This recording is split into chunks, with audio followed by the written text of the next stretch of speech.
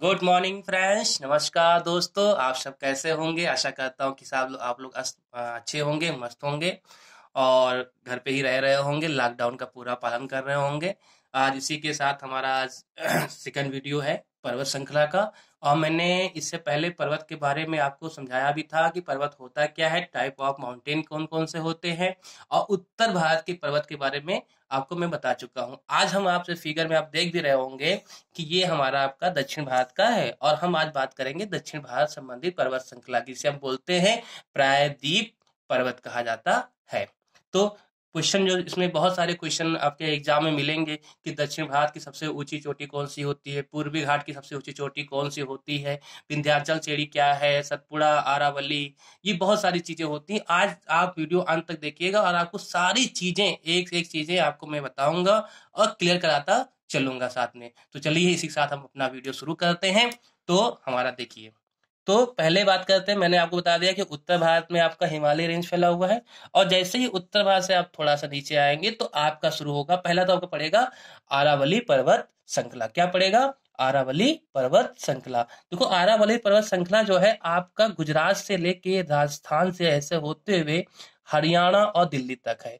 यानी अगर आप देखा जाए तो आरावली का जो विस्तार है, गुजरात, राजस्थान, हरियाणा, दिल्ली, ठीक, ये आपका विस्तार है। कहाँ पे है? गुजरात है, राजस्थान है, हरियाणा है और दिल्ली है। ठीक, अरावली का विस्तार है। और अरावली पर्वत श्रृंखला जो है आपका अवशिष्ट पर्वत का एक उदाहरण है। अवशिष्ट पर्वत मैंने बताया भी था कि सबसे पुराना पर्वत श्रृंखला, और सबसे पुराना पर्वत श्रृंखला अरावली है। ठीक, तो अब बात आती है, ये तो आपको समझ आ गया कि कहाँ से कहाँ विस्तृत है। अब इसकी सबसे ऊंची चोटी कौन सी है, तो हम बताना चाहेंगे सबसे ऊंची चोटी इसकी क्या है?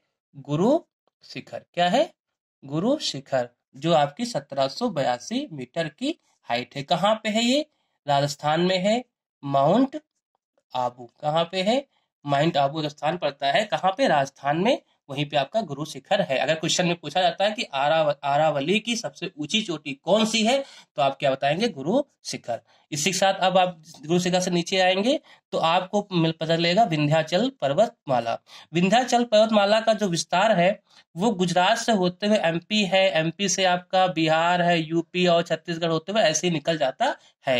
यानी अगर इसका विस्तार हम अगर देखा जाएगा तो गुजरात, मध्य प्रदेश, यूपी में कुछ पार्ट भी आता है, बिहार है और छत्तीसगढ़ में आपका विंध्याचल की श्रेणियां फैली हुई हैं। ठीक, और हम बात करेंगे विंध्याचल की श्रेणी में ही आपका जो मैकाल पर्वत आता है, मैकाल नहीं, मैकालू वो पर्वत भी आपकी श्रृंखला उसमें सम्मिलित होती है। तो अब आता है कि विंध्याचल की सबसे ऊंची चोटी कौन सी है, तो हम बताना चाहेंगे सत भावना। क्या है? सद भावना जो है विंध्याचल की सबसे ऊंची चोटी आपकी है, जो मात्र कितनी है? 752 मीटर की है। कहाँ पे है? मध्य प्रदेश में स्थित है। ठीक, कैमूर की पहाड़ियां हम बात कर रहे थे, कैमूर की पहाड़ियां। ठीक, कैमूर की पहाड़ियां भी आपकी विंध्याचल श्रेणी से लगी हुई पहाड़ियां हैं। तो आपको समझ आ गया कि आरावली पर्वत श्रृंखला कहाँ से कहाँ तक है, विंध्याचल श्रृंखला कहाँ से कहाँ तक है। अब आपका आता है सतपुड़ा। क्या आता है? सतपुड़ा पर्वत श्रृंखला। देखिए, सतपुड़ा पर्वत श्रृंखला जो आपकी है वो 3 पार्टों में डिवाइड है। क्या है? 3 पार्टों में डिवाइड है, कुछ इस तरीके से डिवाइड है। ठीक, जैसे कि पहला पार्ट इसका जो आप देख रहे होंगे ये है, फर्स्ट पार्ट आपका ये है, एंड सेकंड पार्ट आपका ये है। तो जो फर्स्ट पार्ट है तो उसको हम बोलते हैं क्या है? सतपुड़ा कहा जाता है। ठीक, सेकंड पार्ट आपका बोलते हैं महादेव पर्वत बोलते हैं, और थर्ड बोलते हैं मैकाल। क्या बोलते हैं हम? मैकाल। ठीक, तो सतपुड़ा जो पर्वत है आपका, सतपुड़ा पर्वत, महादेव पर्वत और मैकाल पर्वत, ये 3 चीजें होती हैं। महादेव पर्वत पर ही क्या है? धूपगढ़ नामक स्थान है। क्या है? धूपगढ़ नामक स्थान है, और यहीं पे आपका क्या है? सबसे ऊंची चोटी है, जो 1350 मीटर की है। ठीक, अगर ये पूछा जाता है क्वेश्चन में कि सतपुड़ा पर्वत श्रृंखला की सबसे ऊंची चोटी कौन सी है, तो आप क्या बताएंगे? धूपगढ़। ठीक, और सतपुड़ा पर्वत श्रृंखला आपकी जल विभाजक का काम करती है। जल विभाजक, आप इसको समझते होंगे ना कि जल विभाजक किसे कहते हैं? जल विभाजक का मतलब होता है कि डिवाइड करना। जैसे मान लीजिए यहाँ कोई एक लाइन है, तो इधर भी कोई एक नदी बहती होगी, फ्लो करती होगी, और इधर भी कोई नदी फ्लो करती होगी। तो यही जो आपका काम जो कर रहा है, ये जल विभाजक का काम कौन करता है? पर्वत करता है। तो जो सतपुड़ा जो पर्वत है वो जल विभाजक का काम करती है। किसका किसका करती है? नर्मदा और ताप्ती। क्या करती है? नर्मदा और ताप्ती के बीच में जल विभाजक का काम कौन करता है? सतपुड़ा पर्वत श्रृंखला करती है। ठीक, क्योंकि पता है इधर आपका उत्तर में जाएंगे तो आपको नर्मदा मिलेगी, और दक्षिण में आएंगे तो आपको क्या मिलेगी? ताप्ती मिलेगी। ठीक, ऐसे ही आपका विंध्याचल की जो पर्वतमाला है ये भी जल विभाजक का काम करती है। ये भी क्या करती है? जल विभाजक का काम करती है। लेकिन बात आती है जल विभाजक किसका करती है, तो हम बताना चाहेंगे विंध्याचल के अगर उत्तर में आप जाओगे तो आपको पता है गंगा है, और लक्ष्य आएंगे तो आपका नर्मदा है। ठीक, समझ में आ गया? इसी चीज समझ में आ गई कि अरावली क्या है, विंध्याचल कहाँ है, और सतपुड़ा क्या है। ठीक, अब हम बात करते हैं आपका दक्षिण भारत के आपका पश्चिमी घाट और पूर्वी घाट के बारे में। पता है कि इसे हम जो कहते हैं ये आपका हो गया पश्चिम घाट, और ये आपको पता है कि पूर्वी घाट है। ठीक, तो पहले हम बात करेंगे पश्चिमी घाट का, फिर बात करेंगे पूर्वी घाट का। देखिए पश्चिमी घाट जो आपका है शुरुआत होता है महाराष्ट्र से। तो महाराष्ट्र में आपके 4 पर्वतमाला हैं जो क्वेश्चन आता है। पहला तो पर्वतमाला आप जो जान लीजिए क्या है? अजंता। हम बता दें एमपी, यानी एमपी नहीं कहेंगे, महाराष्ट्र कहेंगे। महाराष्ट्र में जो बताएंगे हम, यहाँ पे आपकी पहला क्या है? अजंता। अजंता यहाँ पे, फिर यहाँ पे आपका है बालाघाट। ठीक, ये बालाघाट हो गया। यहीं पे आपका क्या है? हरिश्चंद्र, और यहीं पे आपका पहला हुआ है सासाराम। ठीक, तो ये चीज आपकी फैली हुई है यहाँ महाराष्ट्र में। फिर जैसे ही आप महाराष्ट्र से थोड़ा सा अगर नीचे आएंगे तो यहाँ पे एक पर्वतमाला ऐसी फैली हुई है यूं, जो 3 स्टेट को टच करती है। उस पर्वतमाला का नाम क्या है? तो उसका नाम है नीलगिरी। क्या है? नीलगिरी पर्वत श्रृंखला। ठीक है, नीलगिरी पर्वत श्रृंखला। तो हम आपको बताना चाहेंगे कि नीलगिरी पर्वत श्रृंखला है वो 3 स्टेट में फैली हुई है।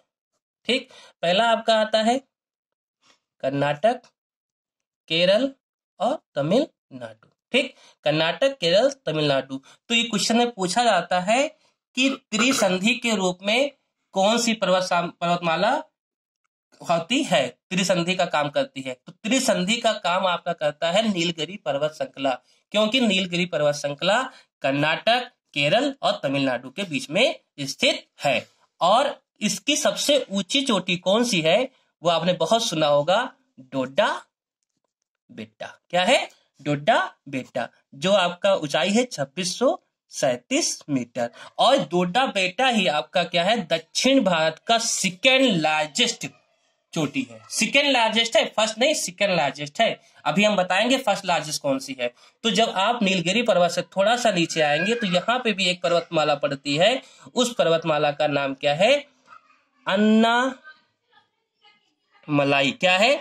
अन्नामलाई। ठीक, तो अब हम दिखाते हैं अन्नामलाई के बारे में बात करते हैं। तो जो आपकी अन्नामलाई जो है, अन्नामलाई जो आपकी पर्वतमाला है, तो अन्नामलाई जो पर्वतमाला आपकी है वो आपकी कहाँ पे है? केरल और तमिलनाडु के बीच में स्थित है। और अन्नामलाई पर ही आपकी सबसे ऊंची चोटी कौन सी है? अनाई मुड़ी। क्या है? अनाई मुड़ी। और अनाई मुड़ी ही दक्षिण भारत की क्या है? सबसे ऊंची चोटी है, जो 2695 मीटर है। ठीक, अगर पूछा जाता है कि दक्षिण भारत की सबसे ऊंची चोटी कौन सी है, तो अनाई मुड़ी है। और अनाई मुड़ी ही आपका पश्चिमी घाट की भी सबसे ऊंची चोटी है। तो इतनी चीज समझ में आ गई। और सबसे लास्ट में एक पहाड़ी पड़ती है जिसे हम नाम देते हैं इलायची पर्वत। ठीक, इलायची पर्वत को हम क्या बोलते हैं? कार्डमम बोलते हैं, क्योंकि इलायची में इंग्लिश को क्या कहते हैं? कार्डमम कहते हैं। तो अगर पूछा जाए दक्षिण भारत की सबसे अंतिम पर्वत श्रृंखला कौन सी है, तो आप क्या बताएंगे? इलायची। क्या बताएंगे? इलायची या कार्डमम। तो ये सब सारी चीजें क्या थी? पश्चिमी घाट की थी। और हम पूर्वी घाट की बात करें तो पूर्वी घाट में आता है, जैसे आपका यहाँ अन्नामलाई था तो यहाँ पे क्या है, ये जो आपका पूर्वी घाट दिखा दे रहा हूं मैं आपको, पूर्वी घाट। तो पूर्वी घाट पे क्या है आपका, नल्ला मलाई। क्या है, नल्ला मलाई। ठीक, नल्ला मलाई पर सबसे ऊंची चोटी कौन सी है, झींगागढ़। ठीक, और उसके बाद आपका आता है पूर्वी घाट में आपकी है जावेद की पहाड़ियां आती हैं। ठीक, और पूर्वी घाट की सबसे ऊंची चोटी जो कौन सी है, वो कौन सी है, महेंद्र गिरी। ठीक, तो आपको चीजें सारी क्लियर हो गई होंगी कि पर्वत श्रृंखला मेरे कहाँ कहाँ से हैं। अगर इस वीडियो को पूरा अगर आप देखेंगे सही से तो आपको सारी चीजें क्लियर होती चली जाएंगी। एक बार इसको हम और रिपीट करना चाहेंगे बहुत जल्दी से, जिससे आपको और चीजें क्लियर हो जाए। तो पहला आपका शुरू होता है अरावली से। अरावली का विस्तार आपका गुजरात, राजस्थान, हरियाणा, दिल्ली में है। सबसे ऊंची चोटी कौन सी है, गुरु शिखर है। फिर आपका आता है विंध्याचल, ये आपके विंध्याचल की श्रेणी है जो आपकी गुजरात, मध्य प्रदेश, यूपी, बिहार और छत्तीसगढ़ में फैली हुई है। इसकी सबसे ऊंची चोटी कौन सी है, सद्भावना है। और इसके साथ ही आपको कैमूर पहाड़ी भी विंध्याचल की क्या है, भाग है। और विंध्याचल जल विभाजक का काम किसके करता है, गंगा और नर्मदा करता है। ठीक, फिर आप नीचे आइए तो सतपुड़ा का रेंज मिलेगा। सतपुड़ा के रेंज को हम 3 पार्ट में डिवाइड करते हैं, सतपुड़ा, महादेव, मैकाल। इसकी सबसे ऊंची चोटी कौन सी है, धूपगढ़ है, 1350 मीटर की। और ये जल विभाजक का काम किसके करती है, नर्मदा और ताप्ती में करती है। फिर आप आइए पश्चिमी घाट में। तो पश्चिमी घाट में पहले महाराष्ट्र में आपका अजंता, सासाराम, बालाघाट, हरिश्चंद्र पर्वत श्रृंखला पड़ता है। उससे थोड़ा और नीचे आएंगे तो क्या पड़ती है, अन्नामलाई। ये क्या है, अन्नामलाई।